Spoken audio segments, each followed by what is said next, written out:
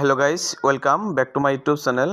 আহি গ'ল ভাল খবৰ। যিসকল নৱম শ্ৰেণীৰ ছাত্ৰ ছাত্ৰী আছে তেওঁলোকৰ ছেকেণ্ড ইউনিট টেষ্টৰ পৰীক্ষা যিখন আজি অনুষ্ঠিত হৈছিল, সেইখন পৰীক্ষাৰ তেওঁলোকৰ MCQ যিখিনি কুৱেশ্যন দিয়া আছিল সেইখিনি এনচাৰ দিয়াৰ কাৰণে চেষ্টা কৰিম, আৰু লগতে তেওঁলোকৰ কুৱেশ্যনসমূহ কেনেকুৱা ধৰণৰ আহিছিল সম্পূৰ্ণ জানিব পাৰিব। আৰু যিসকল ছাত্ৰ ছাত্ৰী এতিয়ালৈকে ছেকেণ্ড ইউনিট টেষ্ট হোৱা নাই তেওঁলোকৰ অতি সোনকালে ছেকেণ্ড ইউনিট টেষ্ট আৰম্ভ হ'ব। আৰু বহুকেইদিন ব্যস্ত থকাৰ কাৰণে ভিডিঅ'বিলাক দিয়া নাই, কিন্তু এতিয়াৰ পৰা সকলোবিলাক ভিডিঅ' দিয়াৰ কাৰণে চেষ্টা কৰিম। এয়া চাবলৈ হৈছে Abhayapuri general HS examination board second unit test 2024 class 9 subject general maths বা গণিতৰ যিখন পৰীক্ষা আজি হৈছিল, সেইখন পৰীক্ষাৰ ইয়াত যিকেইটা MCQ প্ৰশ্ন আহিছিল, একৰ পৰা যিকেইটা কুৱেশ্যন দিয়া আছে সম্পূৰ্ণ এনচাৰখিনি দিয়াৰ কাৰণে চেষ্টা কৰিম। এয়া চাবলৈ হৈছে তেওঁলোকৰ 50 মাৰ্কৰ যিটো পৰীক্ষা অনুষ্ঠিত হৈছিল, বা যিসকল ছাত্ৰ ছাত্ৰী নৱমমান শ্ৰেণীত পঢ়ি আছে তেওঁলোকৰ যদি এতিয়ালৈকে ছেকেণ্ড ইউনিট টেষ্ট হোৱা নাই গণিতৰ, তেওঁলোকৰ এনেকুৱা ধৰণৰ প্ৰশ্নবিলাক আহিব, আৰু তেওঁলোকৰ চিলেবাছত কোনখিনি পৰিব সম্পূৰ্ণ ভিডিঅ'ৰ শেষলৈকে তেওঁলোকে জানিব পাৰিব। গতিকে যিসকল ছাত্ৰ ছাত্ৰীৰ এতিয়ালৈকে পৰীক্ষা অনুষ্ঠিত হোৱা নাই যিসমূহ ডিষ্ট্ৰিক্টত, তেওঁলোকে এইখিনি প্ৰশ্ন ভালকৈ চাব পাৰিব। আৰু এইখন হ'ল বঙাইগাঁও ডিষ্ট্ৰিক্টৰ যিখন HS জনাৰেল বৰ্ড আছে, অভয়পুৰীৰ আণ্ডাৰত যিসমূহ স্কুল আছে তেওঁলোকৰ এইটো পৰীক্ষা কুৱেশ্যন আহিছিল। আৰু যিসকল ছাত্ৰ ছাত্ৰী আছে তেওঁলোকে MCQ প্ৰশ্নসমূহৰ এনচাৰবিলাক তেওঁলোকৰ শুদ্ধ হৈছে নে ভুল হৈছে সম্পূৰ্ণ চাব পাৰিব। ইয়াত তেওঁলোকৰ MCQৰ লগতে কুৱেশ্যনটো ইয়াত PDF আকাৰত দিয়া আছে, সম্পূৰ্ণ চাব পাৰিব। ইয়াত 1 নম্বৰত আছে শুদ্ধ উত্তৰটো বাছি উলিয়া।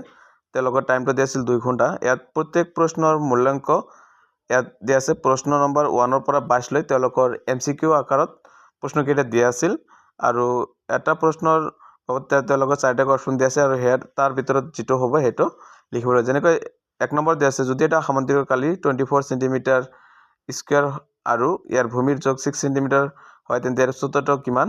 ইয়াৰ শুদ্ধ আনচাৰটো হ'ব 4 চেণ্টিমিটাৰ। আৰু তাৰপিছত 2 নম্বৰ দিয়া আছে এটা সামুদ্ৰিকৰ বিপৰীত বাহুবোৰ 1 নম্বৰ অপশ্যনত দিয়া আছে সমান, অসমান্তৰাল, সমান আৰু সমান্তৰাল। 3 নম্বৰত আছে অসমান, সমান্তৰাল, অসমান আৰু লম্ব। ইয়াৰ আনচাৰটো হ'ব 2। আৰু 3 নম্বৰৰ শুদ্ধ আনচাৰটো হ'ব 2, আৰু 4 নম্বৰৰ শুদ্ধ আনচাৰটো হ'ব 4, আৰু 5 নম্বৰৰ শুদ্ধ আনচাৰটো হ'ব 2 নম্বৰ, আৰু 6 নম্বৰৰ শুদ্ধ আনচাৰ হ'ব 2, আৰু 7 নম্বৰৰ শুদ্ধ আনচাৰ হ'ব 2, আৰু 8 নম্বৰৰ শুদ্ধ আনচাৰ 4, 9 নম্বৰৰ শুদ্ধ আনচাৰটো হ'ব 1, আৰু 10 নম্বৰৰ শুদ্ধ আনচাৰটো হ'ব 2, আৰু 11 নম্বৰৰ শুদ্ধ আনচাৰটো 3, আৰু 12 নম্বৰৰ শুদ্ধ আনচাৰটো হ'ব 4, আৰু 13 নম্বৰৰ শুদ্ধ আনচাৰটো হ'ব 2, 14 নম্বৰৰ 3 নম্বৰটো শুদ্ধ আনচাৰ, আৰু 15 নম্বৰৰ শুদ্ধ আনচাৰটো হ'ব 2, আৰু 16 নম্বৰটো হ'ব 2, আৰু 17 নম্বৰ এনচাৰটো হ'ব 1, আৰু 18 নম্বৰৰ এনচাৰ 1, আৰু 19 নম্বৰটো 4 নম্বৰ, আৰু 20 নম্বৰৰ 2 নম্বৰ, আৰু 21ৰ 2 নম্বৰ, আৰু 22ৰ 1 নম্বৰ। আৰু এইকেইটা আছিল MCQ টাইপৰ প্ৰশ্ন, আৰু এইকেইটাৰ এনচাৰবিলাক ডাইৰেক্ট ইয়াত এনেকৈ দিয়া আছে, সম্পূৰ্ণ ইয়াৰ পৰা মিলাই ল'ব।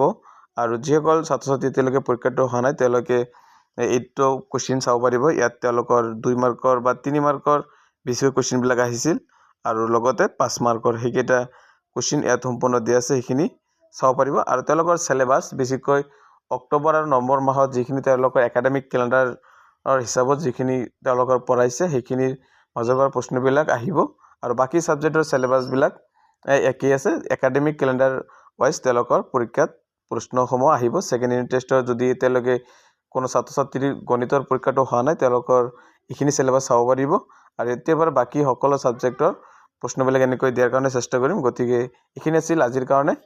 থেংকছ ফৰ ৱাচিং।